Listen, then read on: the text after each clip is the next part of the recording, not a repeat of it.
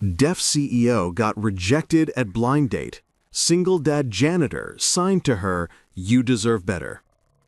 You should be grateful that someone normal wants you. The words sliced through Maxwell's restaurant like broken glass. Anita Patrick, Denver's youngest tech CEO, the woman who'd revolutionized accessibility software, stood frozen as her blind date's hand tightened around her wrist. She'd built a company worth millions. She'd changed lives. But in that moment, Bradley Matthews saw only one thing: a disability to exploit. Then a janitor in a worn uniform appeared at their table. His hands moved in the language Bradley couldn't understand, the language Anita had waited her whole life for someone to speak. "You deserve better," he signed. "Someone who sees that your silence speaks louder than most people's noise." What happened next would change 3 lives forever. Before we continue, please tell us, where in the world are you tuning in from? We love seeing how far our stories travel. Maxwell's restaurant hummed with the sound of clinking glasses and murmured conversations. Anita had chosen a corner booth deliberately, easier to lip read, harder for people to stare.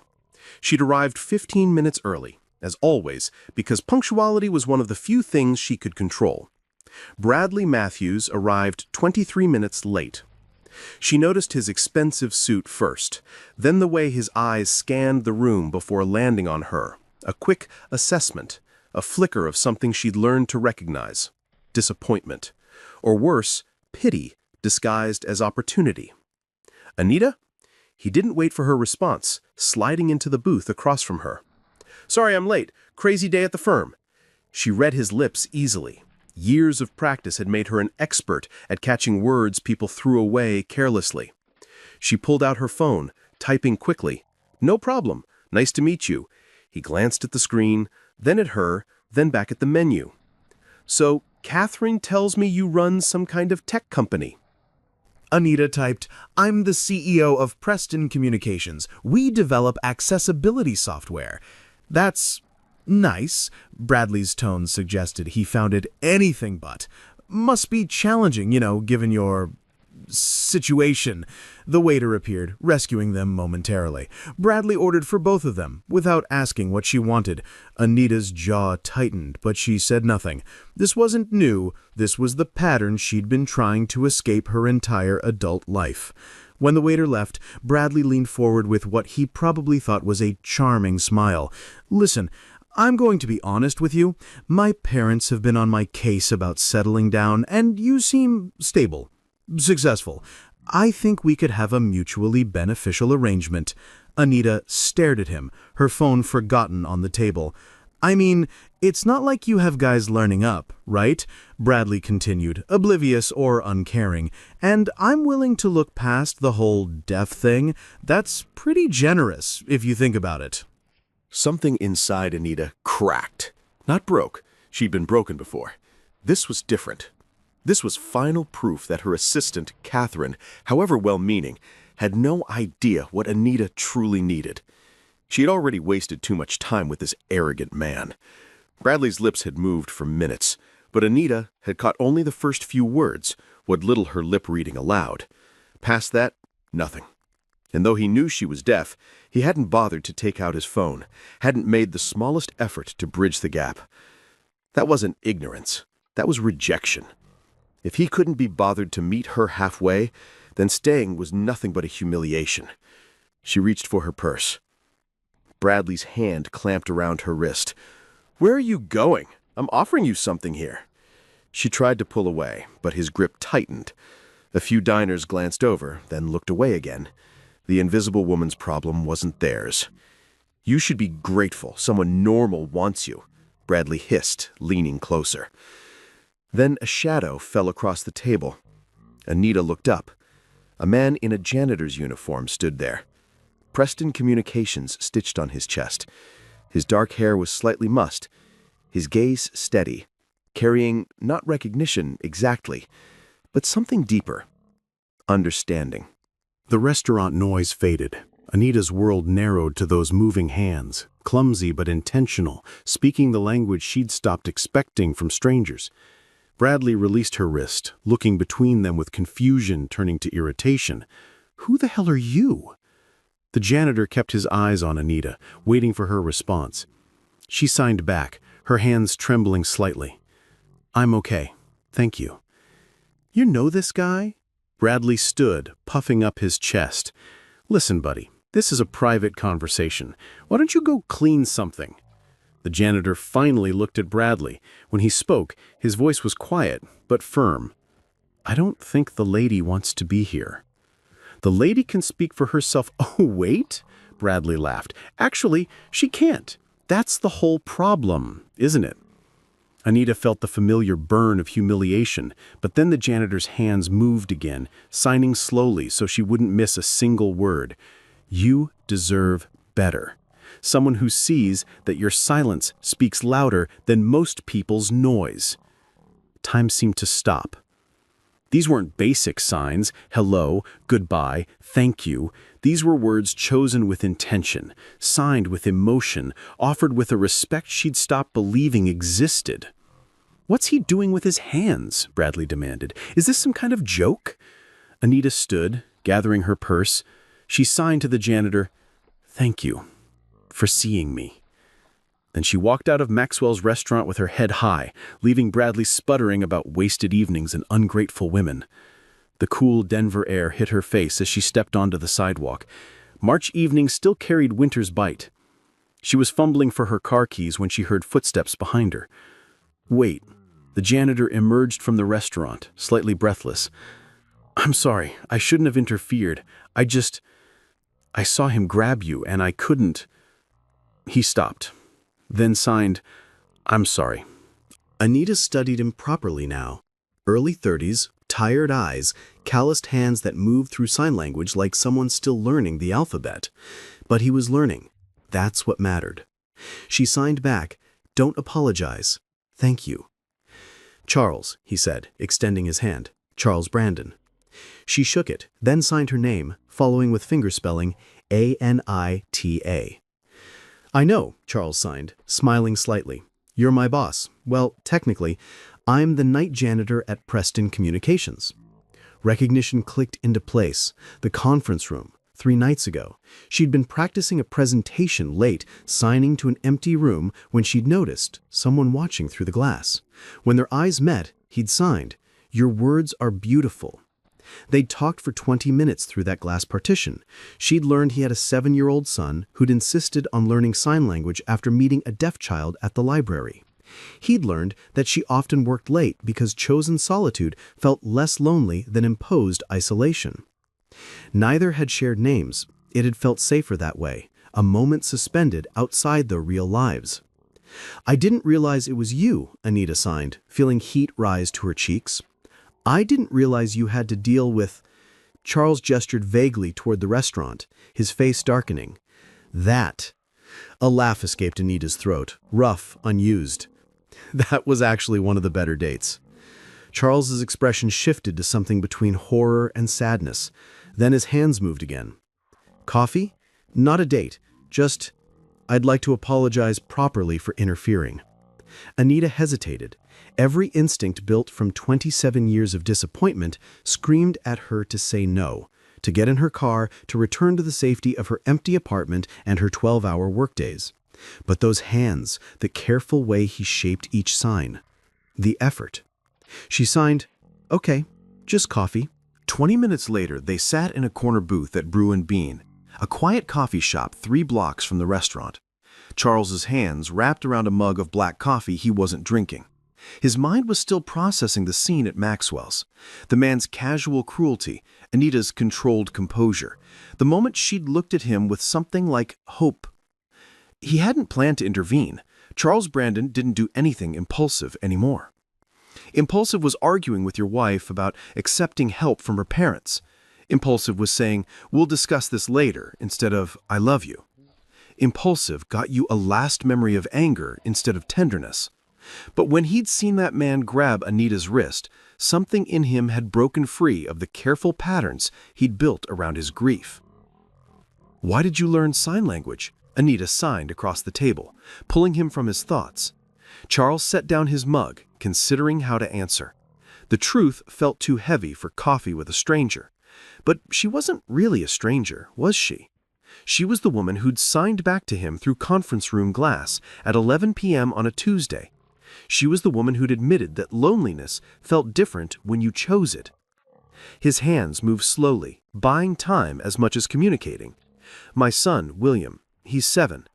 About a year ago, we were at the library, and he met a little girl, maybe 5 years old, who was deaf. She was crying because the other kids wouldn't play with her. Charles paused, remembering William's small face twisted with confusion and determination. William came home that day and announced we were learning sign language. Not asked, announced.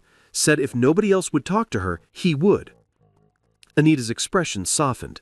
She signed, "Smart kid." Charles signed back, "Stubborn kid," but he was smiling. He checked out every book on ASL the library had, made me practice with him every night. I think, his hand stilled, I think he needed a project, something to focus on besides missing his mom. The words came out before Charles could stop them. He watched Anita's face, waiting for the inevitable pity or the awkward subject change. Instead, she signed simply, "How long?" 2 years. March 7th. Charles's throat tightened. Routine surgery, allergic reaction to anesthesia. The doctor said it was rare, 1 in 10,000, like that made it better. Anita reached across the table, not touching him, but close enough that he could feel the warmth of her hand near his. She didn't sign anything. Sometimes silence said more. After a moment, Charles continued. William was 5. He stopped talking for 3 months, just silent. The therapist said it was his way of processing. When he finally started speaking again, he was different, afraid of everything, afraid I'd disappear too. And now, Anita signed. Now he talks nonstop, but he still won't sleep in his own room, still panics if I'm late picking him up from school, still... Sorry, you didn't sign up for my life story. Anita's hands moved firmly. Yes, I did, when I said coffee. Something in Charles's chest loosened, a tightness he'd carried so long he'd forgotten it was there. Your turn, he signed. Why were you on a blind date with someone like that? Anita's laugh had no sound, but she could see it in the way her shoulders shook. She pulled out her phone, typing quickly before showing him the screen. My assistant Catherine thinks I work too much. She's not wrong, but her solution was setting me up with nice guys from good families. Bradley was number 5. They were all like that? Charles incredulous. In different ways, Anita typed. Some pitied me, some fetishized the overcoming disability narrative. One spent the entire dinner speaking to the waiter because he assumed I couldn't lip read. None of them saw me. They saw what I couldn't do. Charles watched her type, noting the rapid-fire way her fingers moved across the screen. Efficient, practiced, resigned. What do you want them to see? He signed. Anita looked up from her phone, eyes wide. Her hands moved slowly, as if testing the weight of each sign. I want someone to enter my world instead of asking me to live entirely in theirs. My parents never did. They learned basic signs, I love you, good morning, be careful, but never enough for real conversation. Never what scares you or what do you dream about. She paused, then continued. By the time I was 10, I stopped expecting it. I built Preston Communications partly because I wanted to help people like me, but mostly because work doesn't disappoint you. Code doesn't pretend to understand when it doesn't. Success is measurable. Relationships... She trailed off, hands dropping to her lap. Charles leaned forward. Relationships are terrifying. Anita nodded, meeting his eyes.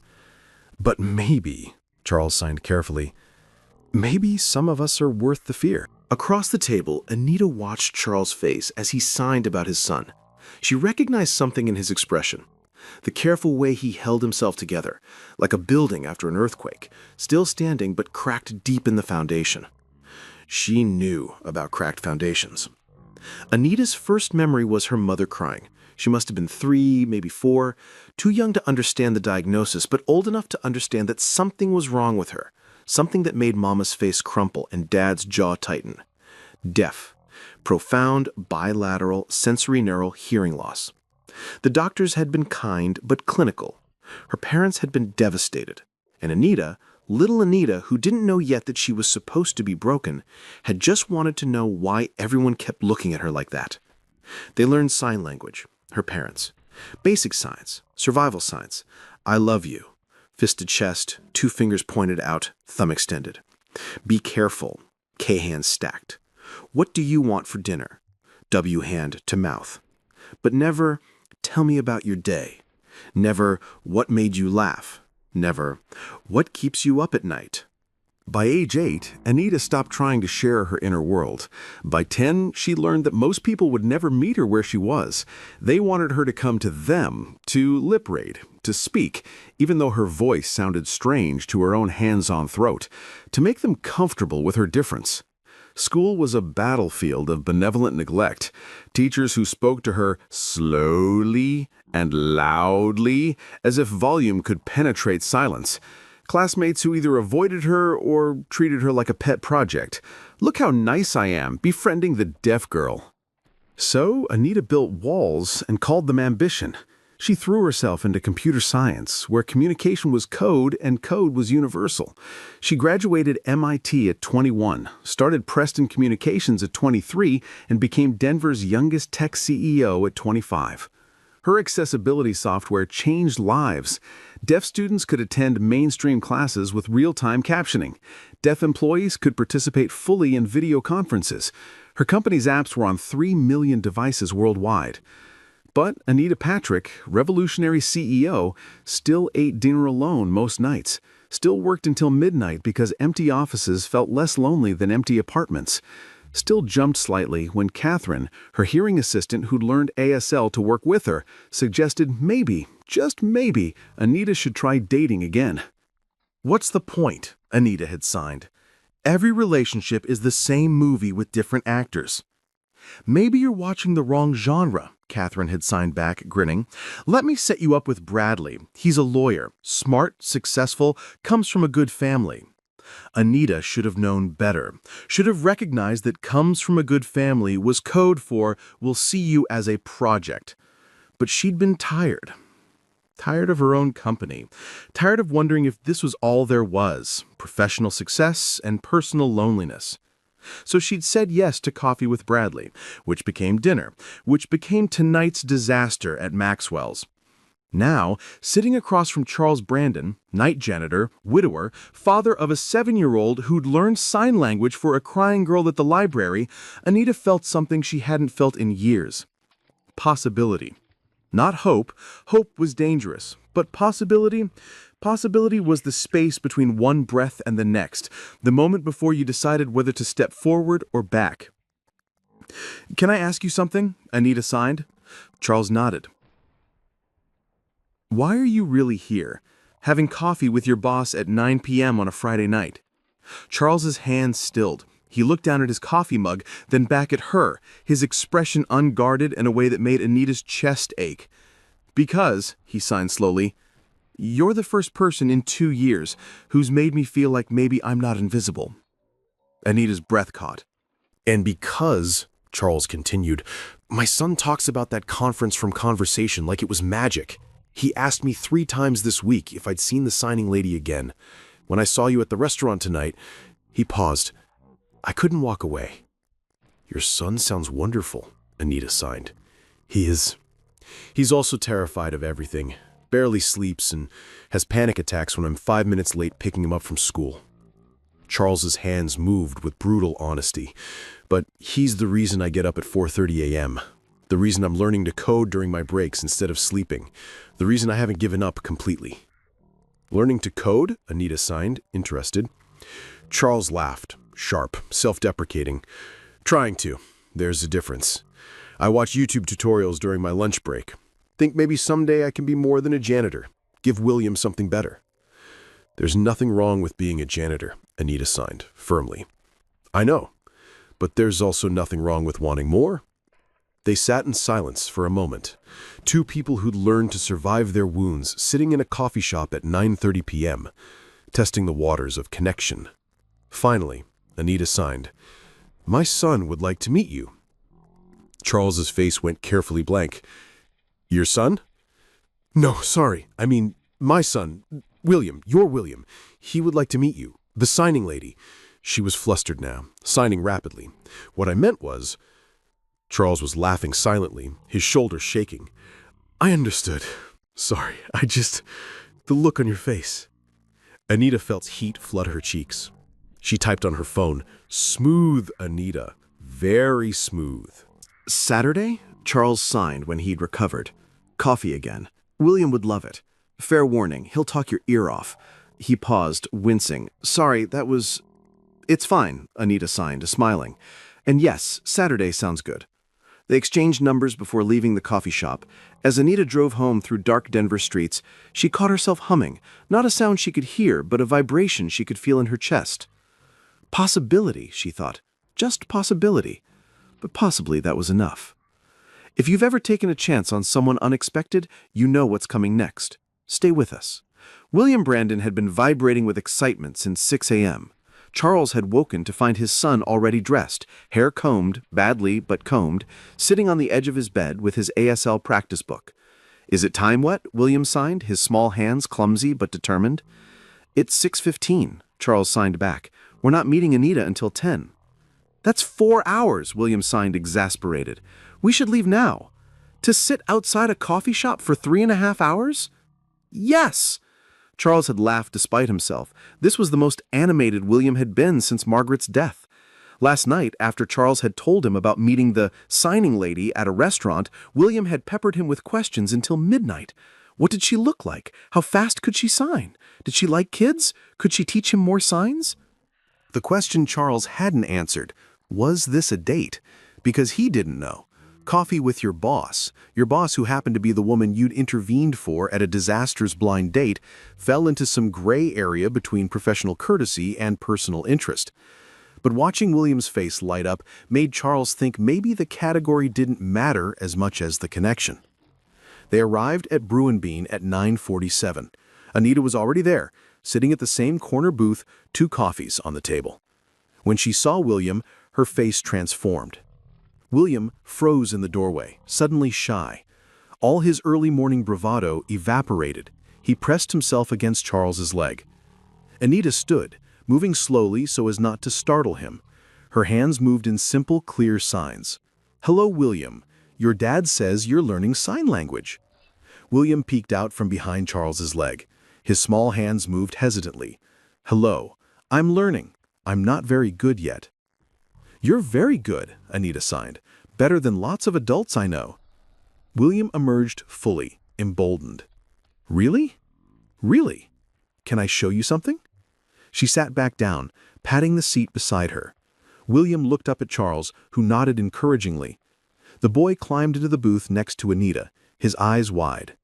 Anita pulled out her phone and opened an app, one of Preston Communications' products.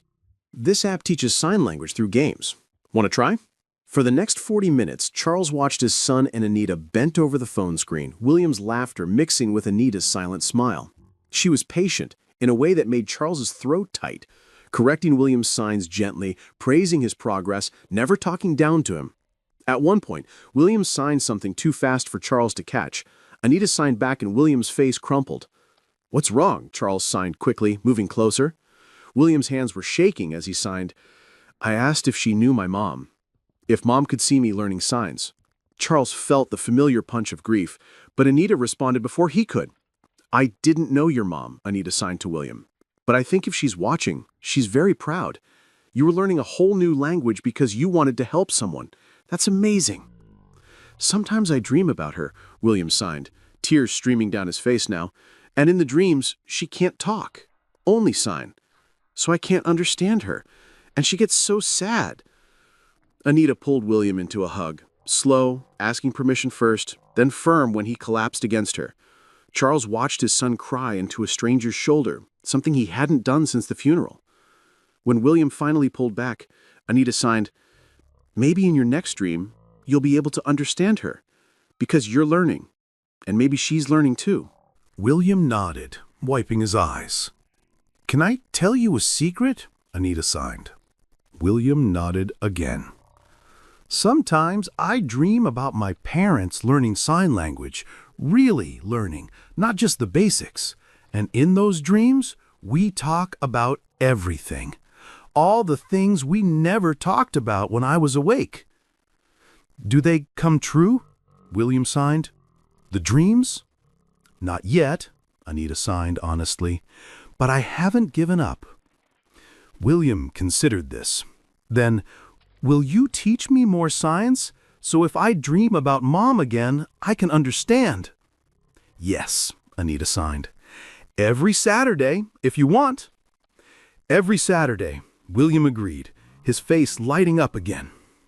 That night, after William had finally fallen asleep, in his own bed for the first time in 3 months, Charles sat at the kitchen table with his laptop open. The coding tutorial played on mute, subtitles scrolling across the screen, but Charles wasn't watching. He was thinking about the way Anita had held William while he cried, the way she'd signed about dreams with such gentle honesty, the way she'd promised every Saturday, like it was the easiest promise in the world. Margaret had been William's whole world. When she died, that world had collapsed into something smaller, tighter, safer. Father and son circling each other in patterns meant to prevent more loss. But today, watching William laugh with Anita, Charles had seen a glimpse of something he'd thought was gone forever. His son opening up to possibility. And if William could do it? Charles pulled out his phone, typing carefully. "Thank you for today. William hasn't smiled like that in a long time." Anita's response came quickly. "Thank you for letting me meet him. He's wonderful." Charles hesitated, then typed, "He asked if you'd come to dinner next week, Tuesday. Nothing fancy, just spaghetti and teaching me code. He seems to think you'd be good at both." 3 dots appeared, disappeared, appeared again. "I'd love to. Fair warning, I'm very good at code and very judgmental about spaghetti." Charles laughed out loud in his dark kitchen. "Noted. Come hungry and prepared to critique." "It's a date," Anita sent back. Then, immediately, "Not a date, a friend date, a teaching date." Charles typed, "How about just dinner?" Just dinner works. Charles set down his phone and looked at the coding tutorial still playing soundlessly. For the first time in 2 years, the 4:30 a.m. wake-up felt less like punishment and more like routine. The apartment felt less like a tomb and more like a home waiting to be filled. He thought about Margaret, really thought about her, not just the guilt and the fight and the ending. He thought about how she'd always said he needed to let people help him, how she'd wanted him to finish school, how she believed he was capable of more. "I'm trying," he whispered to the empty kitchen. "I'm finally trying." Have you ever felt life shift beneath your feet? Keep watching. Tuesday dinners became sacred. William would finish his homework at the kitchen table while Charles cooked, and Anita reviewed his code at the laptop. They'd eat together, spaghetti the first week, tacos the second, increasingly ambitious meals as Charles rediscovered cooking, and then Anita would tutor Charles while William practiced his signs. This particular Tuesday, Charles had attempted chicken parmesan. It was edible, which counted as success. "Your code is getting stronger," Anita signed to Charles over dinner. "Have you thought about applying for a junior developer position?" Charles set down his fork. "I've thought about it, but," Anita prompted. "But William needs stability, a regular schedule. My janitorial shift works because I'm home by 12:30. Development jobs?" Charles trailed off. "Have flexible hours," Anita signed, "especially at Preston. I could—" "No," Charles interrupted, signing firmly. "No nepotism. If I get a developer job, it'll be because I earned it." "Stubborn," Anita signed, but she was smiling. "Dad's always stubborn," William chimed in, his signs getting smoother every week. "Mom used to say he was impossible." Charles felt the familiar clench in his chest, but it was duller now. Time and William's increasing ability to mention Margaret without breaking down had softened the sharp edges of grief. "Your mom was right," Charles signed to William. "But sometimes being stubborn is good." "Sometimes stubborn is stupid," Anita signed. "Ooh, Anita called you stupid," William signed gleefully. "She called my stubbornness stupid," Charles corrected. "There's a difference." "Is there?" Anita signed, eyebrow raised. Charles threw a wadded napkin at her. She caught it, laughing silently, her whole face lighting up in a way that made Charles forget how to breathe for a moment. William looked between them, signing, "Are you guys going to date?" Charles nearly choked on his water. Anita's face went carefully neutral. "We're friends," Charles signed when he recovered. "Good friends." Mom and Dad were friends first, William signed matter-of-factly. Mom told me they met in college and were friends for a whole year before Dad finally asked her out. That's different, Charles signed weakly. Why? William looked helplessly at Anita, who signed to William, "Your dad and I come from very different worlds. He's learning, I'm teaching. She paused, we're figuring it out." "But you like each other," William signed. Not a question, an observation. "Yes," Anita signed simply. "We like each other very much." William nodded, satisfied, and returned to his chicken parmesan. Crisis averted. But later, after dinner was cleaned up and William was watching a movie in the living room, Anita and Charles stood side by side at the kitchen sink. Charles washed, Anita dried. "Sorry about that," Charles signed with soapy hands. "He's 7. He doesn't understand." "That you're not ready," Anita signed. "I know." Charles looked at her, really looked at her. Her hair fell across her face when she dried dishes.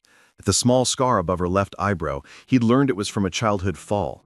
At the careful way she held herself, always prepared for disappointment. "What if it's not about being ready?" Charles signed slowly. "What if it's about being terrified?" "Of what?" Anita signed. "Of this," Charles gestured between them. "Of letting someone matter, of William getting attached, and then—" He couldn't finish. "And then I leave, like his mom did." "Margaret didn't choose to leave." "No, but the hurt is the same." They stood in silence, the weight of loss sitting between them. "I'm terrified too," Anita signed finally, "of mattering to someone and having them realize I'm not worth the effort, that the silence is too much, that I'm too much." Charles reached out, catching her hands mid-sign. "You're not too much. You don't know that." "I do." Charles kept holding her hands, feeling the calluses from years of signing, the slight tremor of vulnerability. "Because I see you. Not the CEO, not the disability. You. The woman who spends her Saturday mornings teaching a 7-year-old about dreams, who critiques my terrible code without making me feel stupid, who makes my son laugh." Anita's eyes filled with tears. "Charles, I'm not saying I'm ready for anything," Charles signed quickly. "I'm not. But I'm saying, maybe someday, if you're patient, if you can wait, will I figure out how to be something other than a widower?" Anita pulled her hands free gently, signing. "I've been waiting my whole life for someone to see me. I can wait a little longer." From the living room, William called out, "Dad, Anita, the good part is starting." They looked at each other, a moment suspended between what was and what could be. Then Anita smiled and signed, "We should probably—" "Yeah," Charles signed, but neither of them moved immediately. Finally, Anita walked toward the living room. Charles followed, watching the way she ruffled William's hair before sitting on the couch. His son immediately leaned against her, comfortable in a way that made Charles's heart ache and soar simultaneously. This was dangerous, this feeling of rightness, this sense that his carefully constructed survival routine was shifting into something that felt almost like living. But as he sat down on William's other side, his son between him and Anita, like a bridge between two islands, Charles thought maybe, just maybe, dangerous wasn't always bad. Charles submitted his application for junior developer at Preston Communications on a Tuesday morning, right before his janitorial shift ended. He'd been working on his portfolio for 6 weeks, sample projects, cleaned up code, a letter of recommendation from his online instructor. He told himself it was practice, that he wouldn't actually get an interview, that even thinking about it was setting himself up for disappointment. 3 days later, Catherine, Anita's assistant, found him emptying trash bins on the 3rd floor. Charles Brandon? She was signing and speaking simultaneously, something she'd started doing after learning he was friends with Anita. "That's me," Charles signed back. "HR wants to see you, about your developer application." Catherine's expression gave nothing away. Charles's stomach dropped. "When?" "Now, if you're available." "I'm in my uniform." "They know. Come on." The HR interview was surreal. Charles sat across from Miranda Chen, Director of Human Resources, acutely aware of his janitor's uniform and the slight smell of cleaning solution that probably clung to him. "Your portfolio is impressive," Miranda said, her interpreter signing beside her. "Self-taught?" "Mostly. Online courses, practice during breaks. No formal degree. I was working on one, computer science, had to drop out when my wife died." Miranda's expression softened. "I'm sorry for your loss." Then more businesslike. "The position is full-time, 9 to 5, with flexibility for remote work twice a week. Starting salary is $65,000. Health benefits, 401k match, the standard package." She paused. "There's one concern." Charles's hands tightened on his lap. "What's that?" "Your current position. If you accept the developer role, you'd be working alongside people who currently see you as the janitorial staff. That can be complicated." "I can handle complicated things," Charles signed. "Can you handle it if they don't take you seriously? If they dismiss your ideas because they remember you cleaning their offices?" Charles thought about Maxwell's restaurant, about Bradley's sneer when he'd seen the janitor's uniform, about the way people's eyes slid past him in the hallways of this very building. "I've handled worse," Charles signed, "and the people whose opinions matter will judge me by my code, not my history." Miranda smiled. "When can you start?" Charles went straight to Anita's office after the interview, his hands shaking slightly as he knocked on her open door. She looked up from her computer and her face immediately creased with concern. "What's wrong?" she signed. "They offered me the position, junior developer. I start Monday." "They offered me the position," Charles signed. "Junior developer. I start Monday." Anita's expression transformed from concern to joy, so pure it made Charles's chest ache. She stood, moving around her desk, signing rapidly. "That's amazing! I knew you could do it! William will be so proud!" "I haven't accepted yet," Charles signed. "Why not?" "Because everyone will think I got it because of you. Because we're whatever we are." "We're friends," Anita signed firmly. "And you got it because your code is good. Because you worked hard. Because you earned it." "But they'll say." "Let them say." Anita's signs were sharp now, almost angry. "You've been cleaning their offices while teaching yourself to code. You've been raising your son alone while building a portfolio. You've done the work, Charles. Don't let your pride or your fear of what people think take this from you." Charles stared at her. "You sound like Margaret." Then Margaret was smart. She was. Charles's hands moved slowly, remembering. She used to say, "I'd rather drown with dignity than accept help with humility." "Were you drowning?" Anita signed gently. Charles looked away, then back. "Yes, for 2 years. Until a Saturday morning in a coffee shop with a 7-year-old who wouldn't shut up and a woman who made him laugh." Anita's eyes filled. "Take the job, Charles. What if I fail? What if you succeed?" They stood in her office, the city of Denver spread out in the windows behind them, and Charles felt the same shift he'd felt at Maxwell's restaurant. The moment when staying safe became more terrifying than taking a risk. "Okay," Charles signed. "I'll take it." Anita's smile was brilliant. "Good. Now get out of my office. You have a son to tell and a terrible janitor's uniform to retire." Charles laughed, turning to leave, but Anita's hand on his arm stopped him. "Charles," she signed, when he looked back, "I'm proud of you." The words hit him harder than they should have. He nodded, not trusting himself to sign anything else, and left before she could see how close he was to falling apart. Charles's first month as a junior developer was brutal. Miranda had been right. Some people couldn't see past the janitor's uniform, even when he wasn't wearing it anymore. They dismissed his suggestions in meetings. They helpfully explained basic concepts he already understood. One senior developer actually asked him to fetch coffee during a code review. Charles had gotten the coffee, and then he debugged the senior developer's code in half the time it took the original programmer. After that, things slowly shifted.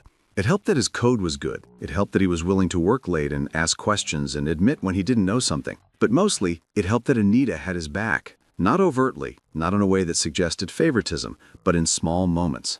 Mentioning his insights in leadership meetings, assigning him to high-visibility projects, making sure people knew he'd earned his place. William had adjusted to the new schedule better than Charles expected. Charles worked 9 to 5 now, which meant he was home for dinner every night, could help with homework, could be present in ways he hadn't been able to before. The after-school program William attended was actually good for him. Structured activities, other kids, a routine that felt less like survival and more like childhood. And Tuesday dinners continued. Sometimes at Charles's apartment, sometimes at Anita's penthouse, which had made William's eyes nearly pop out of his head the first time they visited. Always the three of them, Charles cooking, Anita reviewing code or helping with homework, William chattering about his day in a mix of signs and speech. They were building something, Charles realized. Not a relationship, not exactly, not yet, but something more than friendship. A foundation, maybe, a framework for what could be.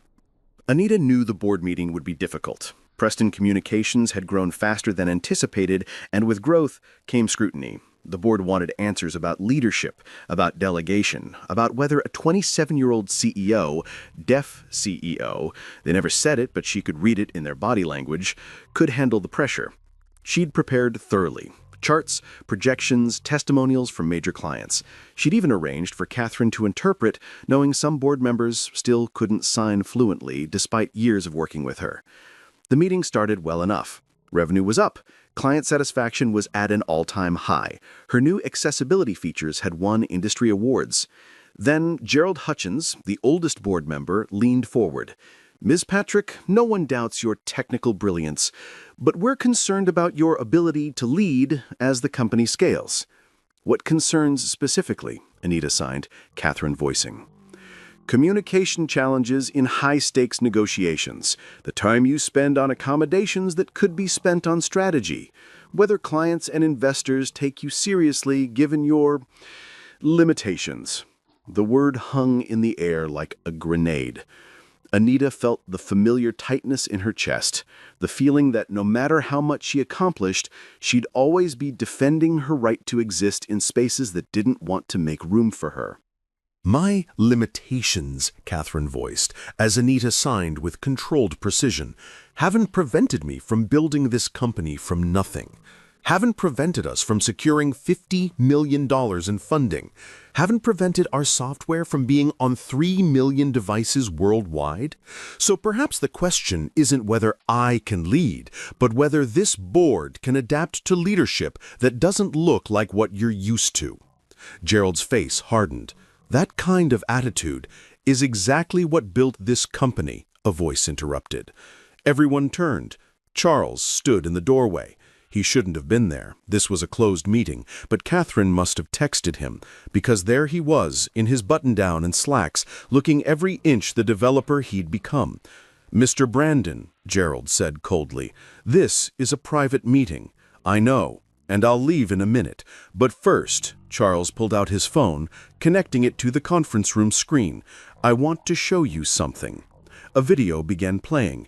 User testimonials. A deaf student explaining how Preston's real-time captioning software let her participate in class discussions for the first time.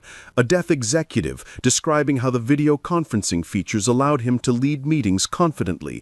A mother signing tearfully about her deaf daughter finally being able to communicate with her hearing family. "These people," Charles said, his voice steady, "don't care about Miss Patrick's limitations.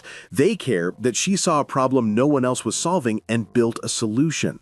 They care that she understands their needs because she lives them.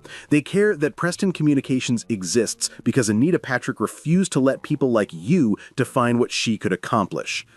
"Who are you to speak here?" another board member demanded.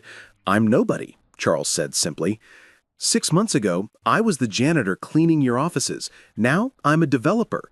That transition happened because Miss Patrick saw potential where others saw a uniform, because she builds systems that give people chances they wouldn't get elsewhere, because she leads with empathy and excellence." He looked at Anita, something passing between them that made her throat tighten. So if your concern is whether she can lead, look at this company. Look at what she's built. Look at the lives she's changed. And then ask yourself if the limitation is hers or yours. Charles left before anyone could respond. The meeting continued, but the energy had shifted. By the end, the board had approved Anita's expansion plans with minimal pushback. Anita found Charles in the stairwell 20 minutes later. He was sitting on the steps, head in his hands. She sat beside him, not touching, just present. Finally, Charles looked up and signed, "I probably just got myself fired. I probably just saved my company," Anita signed back. You probably just saved my company, Anita signed back. I shouldn't have interfered. It wasn't my place. It was exactly your place. You're part of this company, part of— Anita's hands hesitated. Part of my life. Charles turned to face her fully. In the fluorescent stairwell lighting, he could see the exhaustion on her face, the weight she carried as CEO, as a deaf woman in a hearing world, and as someone who'd been defending her right to exist in spaces like that conference room her entire life. "I'm tired of watching you fight alone," Charles signed. "I've always fought alone. I know, but you don't have to anymore." Anita's eyes filled with tears. "Charles, I'm not saying this right," Charles signed, frustrated with the limitations of his still-learning hands. "What I mean is, these months with you and William, Tuesday dinners and Saturday mornings and teaching me code, you've become part of our family without even trying. And maybe—" He stopped, searching for the right signs. "Maybe what?" Anita prompted, her hands trembling slightly. "Maybe I'm falling in love with you," Charles signed, slowly, deliberately. "Not quickly, not recklessly. Intentionally. Every Tuesday, every Saturday, every moment you spend with William, I choose to love you more." Anita stared at him, tears streaming down her face now. "I know I'm still grieving, Margaret," Charles continued. "I know I'm probably a mess. I know you deserve someone who can give you everything without baggage. But I'm asking, can you be patient? Can you wait while I figure out how to love someone again?" Anita's hands moved before she could stop them. "I've been falling in love with you too, slowly, like learning a new language. And I don't want someone without baggage. I want you. Messy, grieving, learning to code you." Charles reached out, wiping tears from her face with his thumb. "Yeah? Yeah." They sat in the stairwell of Preston Communications, CEO and developer, deaf woman and widowed father, two people who'd learned to survive their wounds and leaned into each other. Their first kiss was soft, tentative, a question, "Is this okay?" An answer, "Yes." When they pulled apart, Anita signed, "What do we tell William?" The elementary school auditorium was packed with parents holding phones aloft, ready to record their children's performances. Charles sat in the third row, Anita beside him, their hands occasionally brushing on the armrest between them. They hadn't told William yet, not officially, but the boy had noticed the way his father smiled more, the way Anita stayed later on Tuesday evenings, the way they sat closer on the couch during movie nights. Tonight was William's school play, a compilation of poems about family. William had been practicing for weeks, and he'd specifically asked Anita to attend. "He's nervous," Charles signed to Anita as the lights dimmed. "He'll be wonderful," Anita signed back. The play began. Children recited poems about mothers and fathers, about siblings and grandparents, about families of all shapes and sizes. Then William walked onto the stage, small and serious in his button-down shirt. He began signing before speaking, a poem he'd written himself. His hands moved clearly, deliberately, signing, "My family is different now. We used to be 3. Now we're 2. Dad and I." Charles felt his throat tighten. William continued, "Dad wakes up early. I know he's sad. He makes coffee for Mom, but Mom's not there. The cup sits on the counter getting cold." Anita reached over, squeezing Charles's hand. "But then," William signed, his small face lighting up, "we learned a new language, a language where hands speak, and we met someone who understood. Someone who taught me that families can grow new branches, that love doesn't replace love, it adds to it. William's hands moved through the final verse. My family is different now. We're not 3. We're not 2. We're becoming something new. And that's okay. That's good.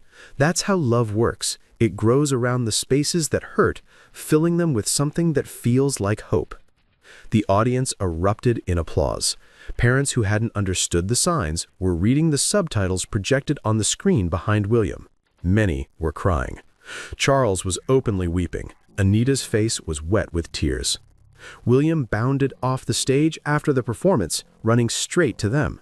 He threw his arms around Anita first, then his father, then somehow hugged them both at once. Did you like it? He signed frantically. Was it good? Did I mess up any signs? It was perfect, Anita signed, pulling him close. You're perfect. William pulled back, looking between them with eyes too knowing for 7. So are you guys dating now? For real? Charles and Anita looked at each other, then back at William. Yes, Charles signed. If that's okay with you?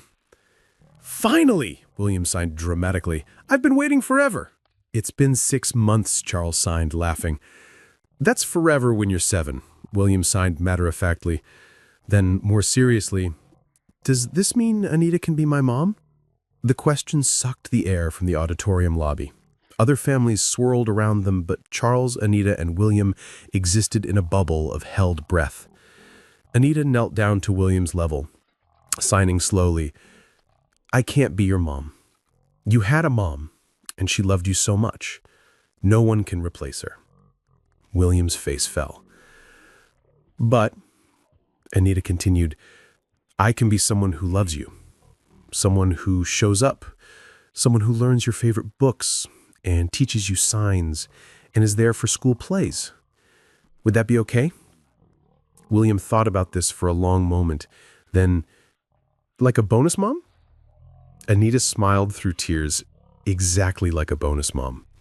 Okay, William signed. I'd like that. They drove home together, all 3 of them in Charles's aging sedan, William shattering about the play, about his classmates, about whether they could get ice cream to celebrate. Normal things. Family things. At Charles's apartment, William fell asleep almost immediately, exhausted from the performance and excitement. Charles and Anita stood in his doorway, watching him sleep. He really wrote that poem himself, Anita signed quietly. Every word. He's been working on it for a month. He's extraordinary. He learned from watching you. They moved to the living room, settling on the couch in the familiar constellation they'd formed over months of Tuesday evenings. But tonight felt different. Tonight felt like a threshold being crossed. I'm terrified, Charles signed. I know. What if I'm not ready?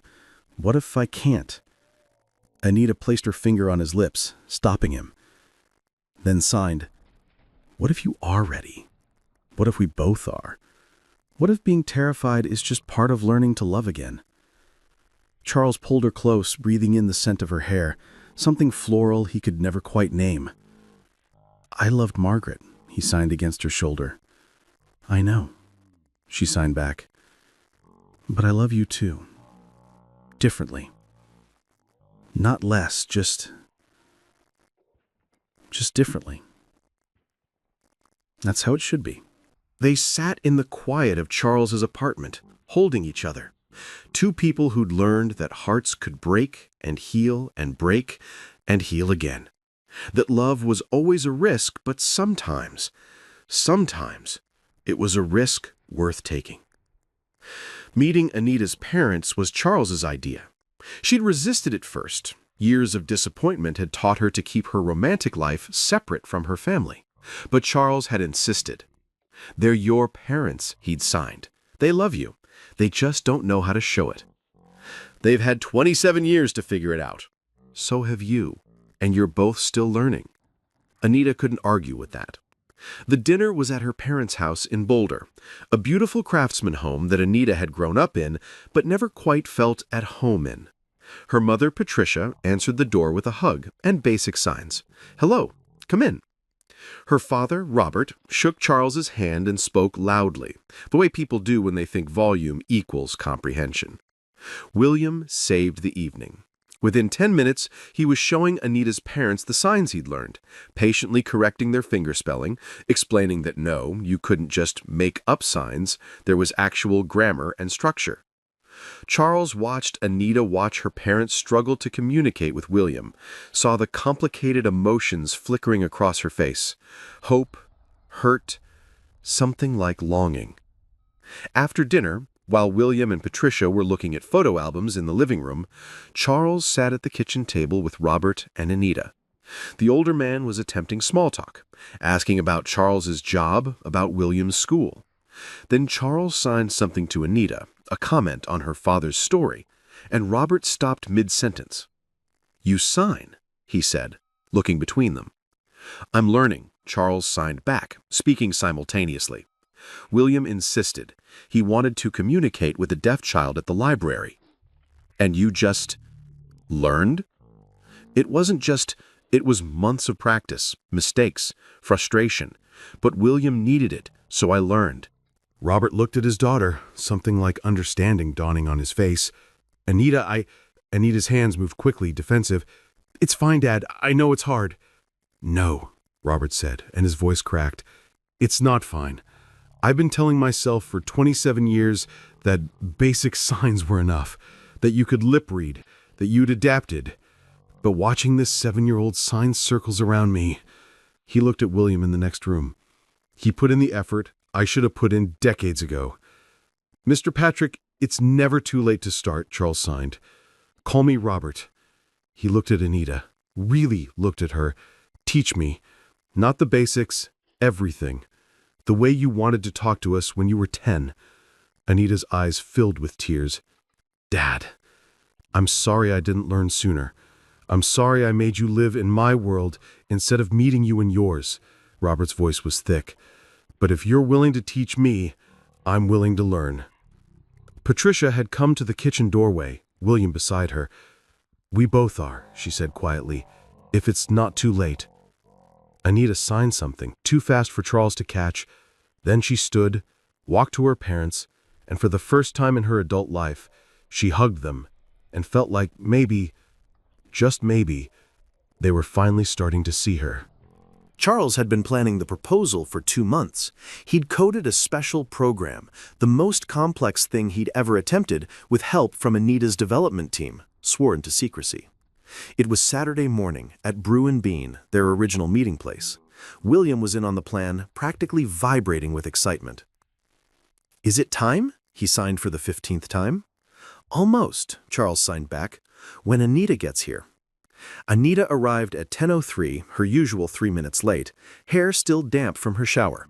She slid into the booth, signing, "Sorry, board meeting ran long yesterday. I overslept." "It's okay," Charles signed. "We're just glad you're here." William giggled, earning a suspicious look from Anita. "What's going on?" she signed. "Nothing," both Brandon males signed in unison, which only increased her suspicion. Charles pulled out his laptop, opening it to a blank screen. "Remember when you asked me what I was coding during our sessions? The project I wouldn't let you see?" "You said it was a surprise," Anita signed. "It was. It is." Charles turned the laptop toward her. William hit the lights. The coffee shop staff, also in on the plan, dimmed the overhead lights. Charles pressed enter, and the screen came to life. The program mapped heartbeats into visual patterns, concentric circles of light that pulsed in time with recorded audio. William's voice played through the speakers. "Anita, will you marry us?" As his voice spoke, the light patterns synchronized with his heartbeat, creating a visual representation of the question. Then, Charles's hands moved in sign, repeating the same words. "Will you marry us?" The program continued, showing 3 heartbeats side by side. Charles's, William's, and a space for a third. As Anita watched, tears streaming down her face, the 3rd heartbeat space began to glow, pulsing in sync with the other 2.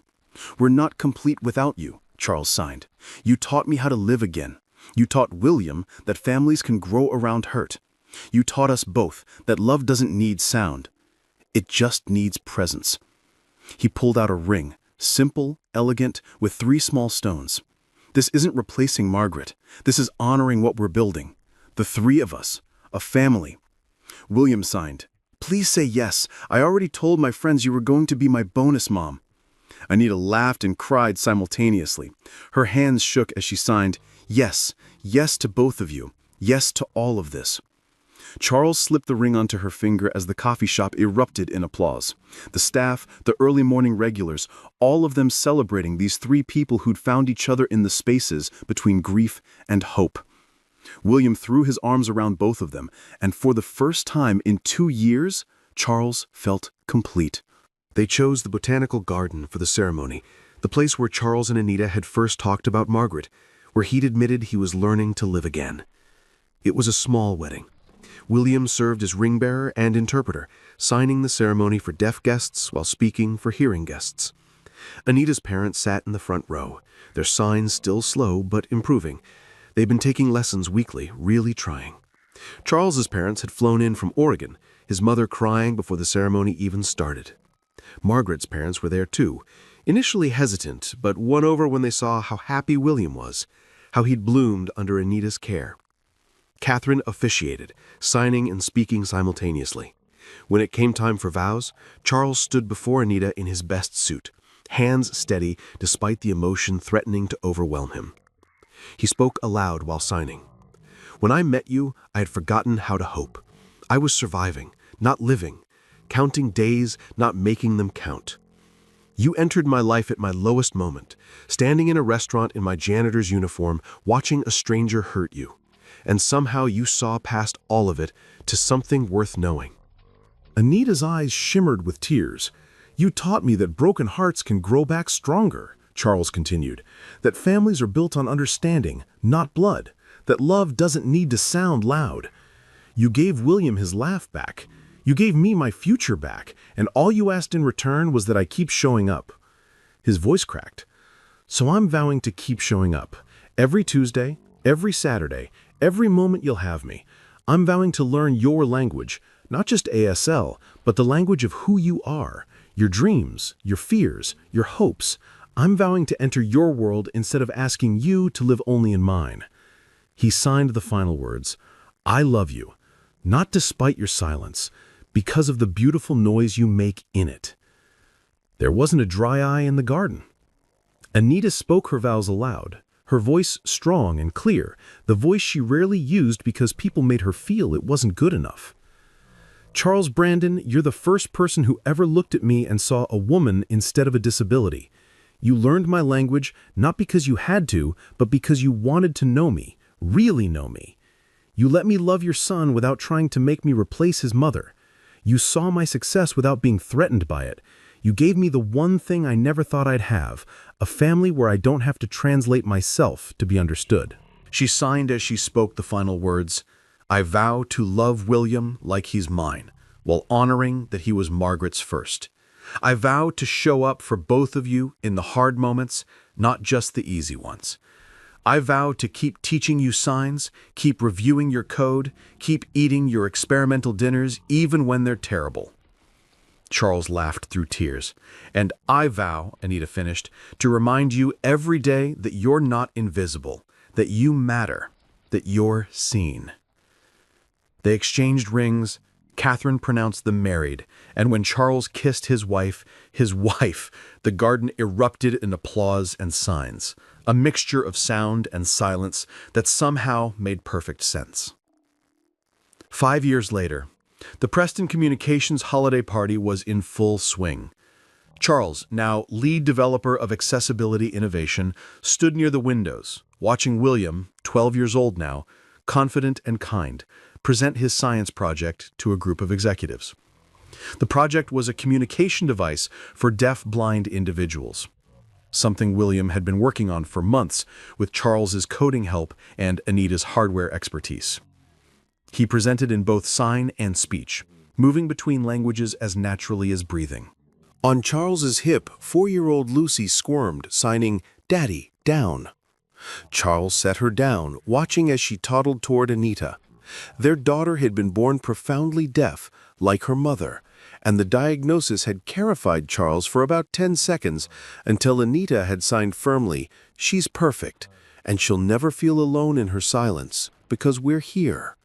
Lucy had been signing since before she could walk, chattering in ASL with the fluency of a native speaker. Anita caught Lucy, lifting her up and signing, "What are you doing over here, little bug?" "Wanted Mama," Lucy signed. "I'm right here," Anita signed back, kissing her daughter's forehead. Charles joined them, sliding an arm around Anita's waist. "Remember when you were the CEO who thought she'd always be alone? Remember when you were the janitor who barely knew the alphabet in sign?" Anita countered. "Look at us now," Charles signed. "Look at us now," Anita agreed. Across the room, William caught their eyes and signed, "Love you." Charles and Anita signed back in unison, "Love you too." They'd healed each other not through dramatic gestures, but through patient presence.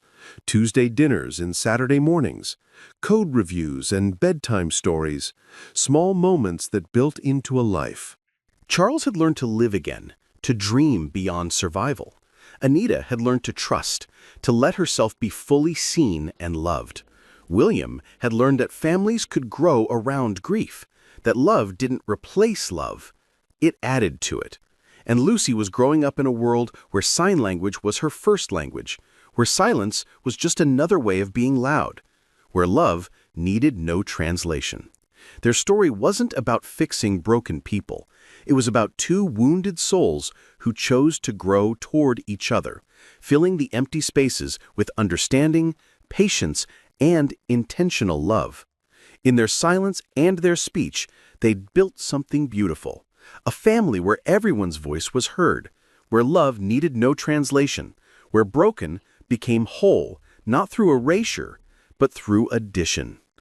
Charles looked at his wife, the woman who'd been rejected at a blind date, the woman he'd seen across a restaurant and couldn't walk away from, and signed, "Thank you." "For what?" Anita signed back. "For seeing me when I was invisible." "Thank you," Anita signed, "for speaking my language." They stood together in the warmth of the holiday party, surrounded by the family they'd built and the life they'd chosen. Two people who'd learned that the best love stories aren't about perfect timing or dramatic rescues. If this story touched your heart, please subscribe to Soul Lift Stories and hit that notification bell.